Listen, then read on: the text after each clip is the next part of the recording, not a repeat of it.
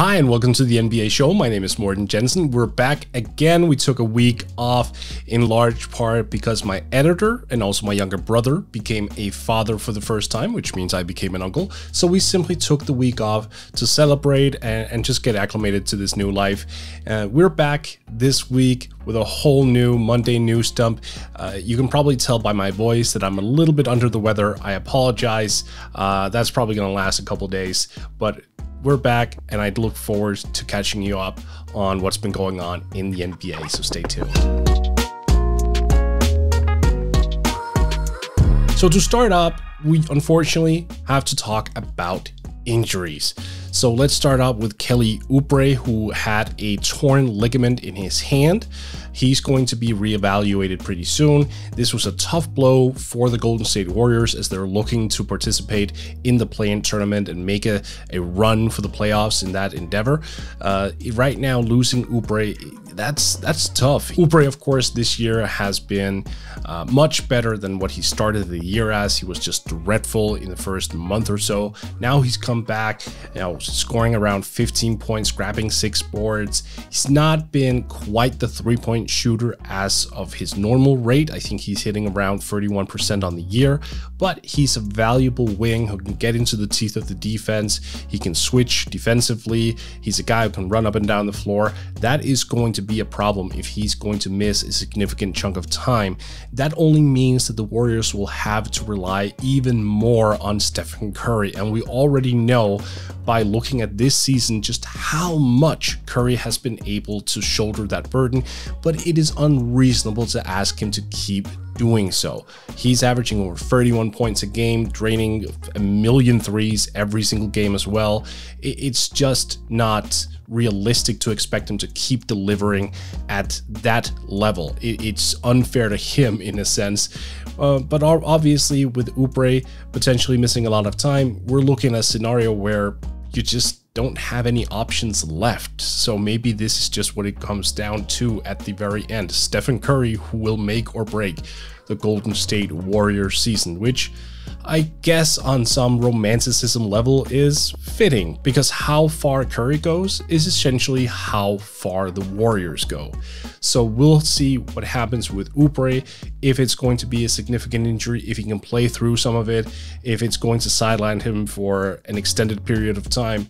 Certainly, this is bad news for the Warriors, and it's only going to get worse because we're sticking with the injury theme as we move to New York City. The Knicks have had a great season, especially when you look at what they've been accustomed to over the past 2 decades. So that's why it was kind of rough to see Nerlens Noel go down with a sprained ankle. He's been one of their key contributors off the bench, arguably their best and most influential defender. Maybe it's not even arguably, in my opinion, he clearly is.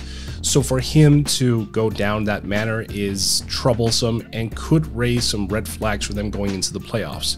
Now, fortunately, the X-rays came back negative. That's a good sign. He'll be reevaluated today, Monday. So we'll see what happens. Hopefully he's not out for long. Hopefully it's just a minor injury. But again, we're looking at a picture here where losing your best defender and one of your most influential players, that can be very troublesome going into the playoffs, and that can basically just curtail a lot of that momentum that you have built up. Noel, of course, is averaging over 2 blocks per game. He's been a really refined defensive player. Like, he came into the league in 2013 hyped up as this next big thing. He didn't really live up to those expectations, but over the years, he's grown tremendously just in terms of timing, anticipation, defensive positioning, rotation patterns. He's been bloody good is what I'm trying to say here. So for Tom Thibodeau to lose someone of his caliber, especially from a defensive perspective, yeah, that's not super great. So hopefully, fingers crossed, he'll be back very, very soon. Hopefully it's not serious, but we're looking at a tough situation there in New York if that's a long-term injury. Finally, in terms of the injury department, Tyrese Haliburton from the Sacramento Kings, the rookie that I've been super high on this year, he had a freak knee injury last night against the Dallas Mavericks. It did not look good. He's going to get some tests on that. There is optimism in the Sacramento Kings organization, according to ESPN's Adrian Wojnarowski, which of course is great news. That means that someone has taken a look at it and gone, maybe this isn't as bad as it looks, which would be great news. Now for the Kings, they are out of the playoff picture. I would probably, if I were them, just sit Haliburton for the rest of the year just to be sure. There is really no reason to bring him back, even if it turns out that he's fine. He's had a strong rookie campaign. They're not going to make the playoffs as is anyway, so why not just sit him, make sure he's fully healthy for next year. It can only do you good to make sure that you have the long term in mind, and hopefully for Haliburton, this won't be an injury that takes him into the summer where he aches and has a lot of pain in that knee. Hopefully it's something that he moves past over the next month or so. We'll see what develops in that regard. But yes, the injury report this week has not been great. A lot of good players have gone down, and this is a pattern. Fortunately, just to end it on a positive note, we did see LaMelo Ball came back. He was actually expected to be out for the rest of the year. He was out, it turned out, just to be a month, and he came back and he's played well. So also some optimism here. Let's end on a high note when it comes to injuries. So this isn't as NBA related right now, but it will be in a couple of years. So Emoni Bates has basically told Michigan State, where he intended to sign, that no, I am not going to stick around here. I'm actually going to do something else. So he basically said adios, and rumor has it that he's going to the G League to play for the Ignite team. Obviously, the first season of the Ignite was a tremendous success. Both Jalen Green and Jonathan Kuminga had great seasons, and both are projected to be picked in the top 5. There seems to be a lot of momentum going towards the Ignite and generally this whole new G League endeavor. We're seeing some of the top tier high school guys basically say, you know, we're passing on college to go to the G League because it benefits us so much, instead of having to play in college where we don't get paid, and if we go down with a major injury, that's our career and that's our financial security moving forward. That's done for. We actually go to an ecosystem created by the NBA where we do get paid, and at the same time we play within NBA regulated courts and rules. It's been such a major boon for G League players to actually experience NBA standards in that way, and it accelerates their development in coming into the NBA. And to give you some background on who Bates is as a player, he's one of those 6'10", 6'11" long wings in the Kevin Durant variety. He's a guy who can dribble up the court and then hit logo threes. He can spot up, he can dribble, he can get into the teeth of the defense. He's long, he's lanky. There's a lot of offensive potential there. He's someone you could argue was already good enough this year to become an NBA player, but because the NBA still has not allowed for high school entry, it won't be the case this year. He's not eligible for the 2021 NBA draft, so it is what it is. He'll have to wait around for 2022. That said, he is a guy who would come into the league immediately and put up a lot of points and potentially compete for the Rookie of the Year award. He's just that good, even though he is super young. His footwork for someone his age is outstanding. His shot release, his shot mechanics. I mean, we're looking at a guy who could become one of those generational talents, especially from an offensive perspective. So for him to actually forego college, that's a huge loss for the NCAA, but you know what? It is what it is. They're going the route of the NBA instead, and I understand that. It makes total sense, especially considering just how much more NBA ready these guys become because of it.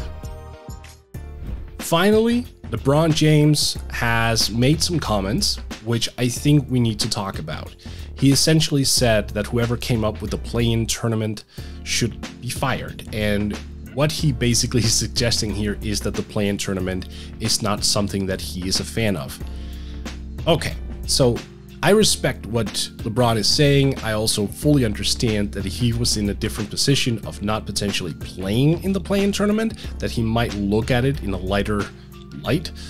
But this is a bad take because so far fans all around the world have seemed very, very optimistic about the entire play-in format.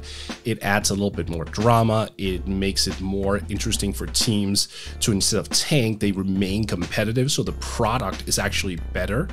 There's this whole element of survival where the lesser seed has to win 2 games, and it has to be one of those very intense games where there's no room for developmental minutes. It has to be your main guys to stay on the floor. It's going to be a grind. We saw it in the bubble last year, major success.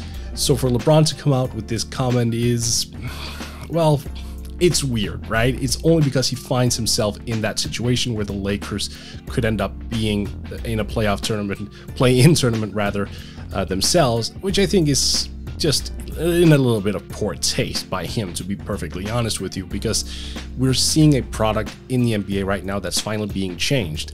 This was something that fans screamed about for years. Oh, it's the same format, it's the same 82 regular season games, and then it's the playoffs. Could we not do something else? The NBA found a way to do something else that works, and now their most marketable star is speaking up against it, which that's just not great, man. Regardless of how you spin it, that's just not a good look. I think it's the sour grapes from LeBron's perspective, which is unfortunate. That said, of course, he's got every right to utter his opinion, and that's part of why I wanted to bring that up as well. I disagree thoroughly with LeBron on this take, but at the same time, I've also gone on Twitter and seen the reaction to his comments, and good lord, remember, regardless of what you think about a play-in tournament or any basketball-related implementations for the NBA, college, whatever, people are allowed to have different opinions. Now, yes, do I think this is hurtful for the game overall, that LeBron is saying these things? I do. But I would be the biggest hypocrite in the world if I said that and otherwise said, well, he's not allowed to speak his mind. For LeBron to come out and say this, that's all on his own account, which I respect. But yes, it's something that you can definitely look at and go, is he even right? Because whenever the league has tested the waters and asked people about the play-in tournament, the results have been overwhelmingly in favor of it. So what I think is important here is to basically put some context into it. LeBron, of course, is upset that his Lakers aren't winning more, and it's because he's been out, AD has been out, there's been a little bit of roster movement. Yeah, it's understandable. If I'm the Lakers, if I'm LeBron, I'm not worried about surviving the play-in tournament. It's the Lakers. They won the ring last year, for crying out loud. I'm not nervous whatsoever. So I would be looking at that instead, and I would be basically ignoring all the noise about the entire concept of a play-in tournament, because whether you're in the play-in tournament or not, you still have to go through everyone you meet to reach the mountaintop. What does it even matter that you have to go in and through a play-in tournament when you also have to go through the Clippers, the Jazz, the Suns, the Nuggets, whoever you meet up, who are great opponents? Like, however you slice it, to get to the ultimate goal of winning a ring, you have to beat the best.